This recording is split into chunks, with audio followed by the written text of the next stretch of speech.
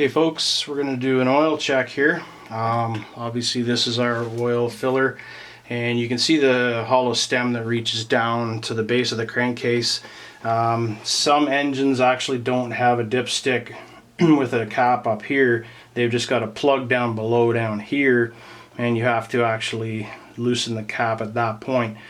The ones that don't have dipsticks, basically all you're doing is open up the cap. If it's the style that has two posts that stick up, you stick a screwdriver in there and you turn it, and then when you tighten it you do the opposite to tweak it.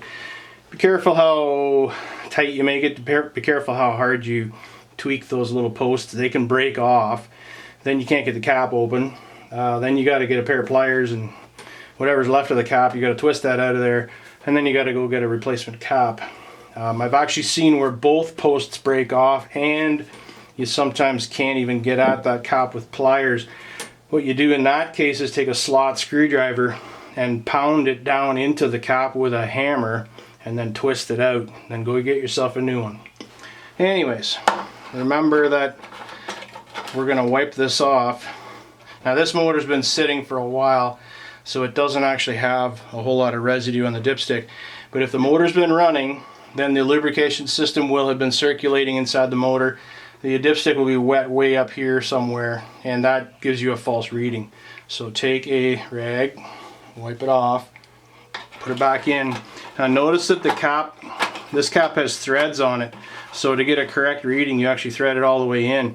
If you just set it on top like that, it's not actually as far down as it's meant to go, and you won't get a correct reading. So thread it all the way down, pop it back open, and there's the reading right there, and hopefully the camera focuses on that correctly.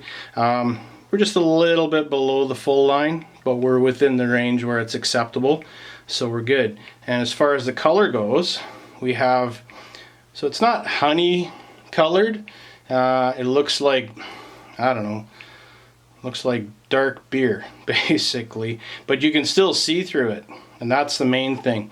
If you check oil and it's black, it needs to be changed.